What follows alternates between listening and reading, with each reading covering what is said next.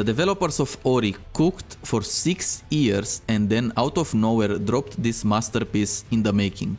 No Rest for the Wicked. They describe it as a precision action RPG set to reinvent the genre. And while the game itself may be in the literal form an action RPG, if you are coming in thinking it is anything like Diablo, Path of Exile or Last Epoch, you are in for a disappointment. This game is nothing like that. It doesn't have hordes of enemies coming for you or an extremely advanced skill point system or combo synergies for attacks where you one button smash through the entire game. If anything, this game feels more like what Diablo 4 was in the first 2 hours of gameplay, but nothing beyond that. I would describe it as an RPG with Souls-like and crafting survival elements.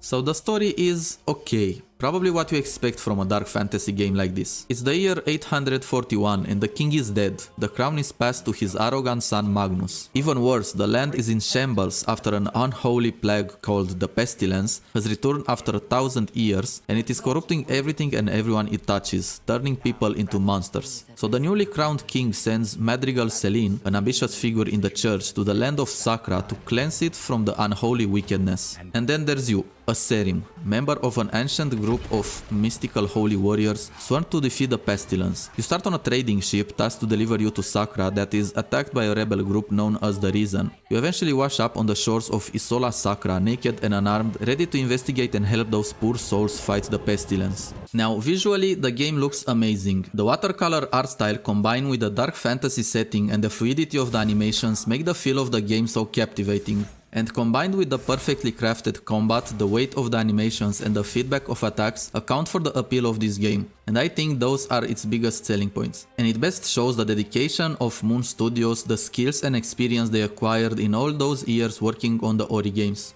The cinematics also look incredible. I was blown away by the visuals, the voice acting, and how good the lip syncing was with those type of graphics. Now it all sounds amazing, but it doesn't come without flaws. First of all, the game is in early access, so most of the content can change and a lot of the things people complained about are already fixed. Those guys released 5 hotfix patches in 6 days, that's incredible. They fixed a lot of bugs, tweaked and balanced a lot of stuff people were complaining about, and that just shows dedication to the game and its player base. In the first few days the Steam reviews were pretty mixed, bad performance, crashes and inventory management were the main reason for that. And now, at the time I'm recording this, 7 days after its early access release, it has almost 16,000 reviews with 74% of them being positive. But it's true, the performance is kind of bad. I have a 360 Ti graphics card and it runs okay for the most part, but I also had some low FPS during certain parts of the game, and also a few crashes. Luckily, the developers are working on it and they already addressed some of those issues like CPU and GPU memory leaks, rain and other GPU particle performance issues, shader optimizations, performance issues while traversing across areas, visual effects and fog issues, performance on the ship prologue, rendering issues and many more, and that in only 5 patches in 6 days.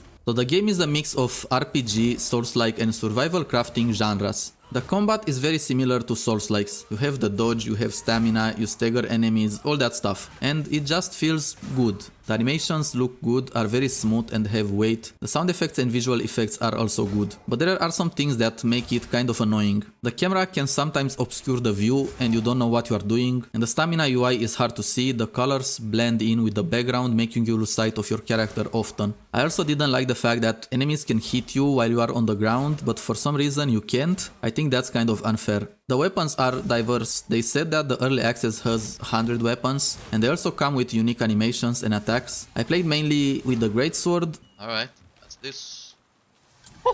A claymore. Let's go. Bang, bang. Oh my god, this is so good. Like for real, you could show me that and that would sell the game for me.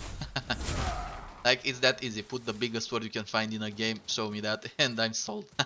But also tried few others just to see how they look and feel, and I enjoyed most of them. There's 4 tiers for the weapons: white, which are the common ones, blue, which are rare and have some additional stats on them, purple are cursed items that always come with a curse/negative stat, and yellow, which are unique items handcrafted by the devs, and most likely they will be the best ones. There's also a durability system, which is annoying. I died about 5-6 times to some enemies in the beginning and all of my equipment broke. Now, like I said, they tweaked and balanced some of that, and now it's better, but it still needs some work. You can add runes to the items, and they pretty much give you a skill. Each rune is a different skill for the weapon, like healing for example. And you can also add gems, and they give you different bonus stats. The systems in this game are RPG with souls-like elements here and there. You get XP and money when you kill enemies instead of souls. You get 3 skill points when you level up to use on your stats, which are health, stamina, strength, dexterity, intelligence, your typical RPG stats. You have bonfires that you find across the world called whispers in this, and you respawn at them when you die, but they don't heal you, like, at all, only when you die and respawn. And they also don't respawn the enemies like in a Souls-like. If you look at the map of a previous explored area, you'll see that it looks unexplored again, and that's because it spawns new enemies and loot for you to tackle when you come back, making the world feel alive, and I think that's cool honestly. The healing is done by cooking meals, for which you have to gather plants and meats and other stuff, and honestly I don't really like that. In a game where the gameplay requires you to die a lot to the enemies and bosses by having that Souls-like combat loop, having to gather and farm items to craft heals break out the pacing, and it's tedious and annoying.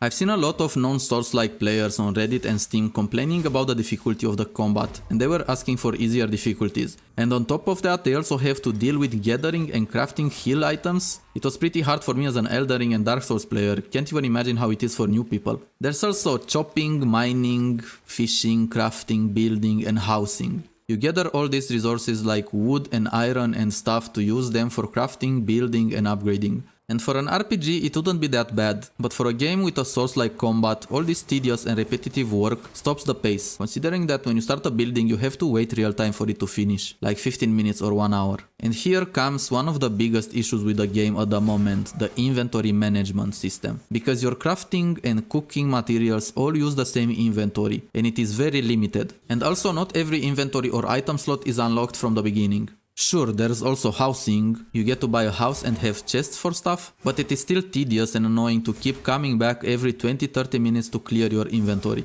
The world building is amazing, the areas look good and feel good to play, you can clearly see the Metroidvania inspiration from the Ori games and the Souls-like games, where you have to explore a lot and unlock shortcuts and new paths. There are a lot of chests and loot, and you have to do some parkour to reach them, but I didn't like that there is only one button that does all of that. Running, dodging and jumping, it just doesn't feel right. And there's also no rebinding for now, another big reason for bad reviews and people being upset. But don't worry, since the CEO made this tweet where we can see that they are working on it and it will probably come out soon. Bounties and challenges are a thing in this game too. You can complete daily and weekly challenges and they are somehow a fun way to earn items and money. Now the city hub itself, Sacrament, it looks good and feels alive with a lot of NPCs talking and shops, but it is so big, like why does it have to be this big? I got lost often there. There's also a fast travel system in place, but it only teleports you back to the last Whisper activated and the Sacrament one. And I don't like it because it makes you run around a lot, considering how big the city is and you have missions to complete and bounties and challenges and it takes a lot of time. Honestly, I would like it to be like in Elden Ring where you can teleport to any sites anytime, or like it is in Ori. So, with all these flaws, why did I say in the beginning that this is a masterpiece? Well, simple. The combat is amazing, the visuals are stunning, the level design and world building are amazing, the boss fights are very good, and I have faith. Given who the developers are and what games they released, I think they will turn this game into a masterpiece by the time it fully releases.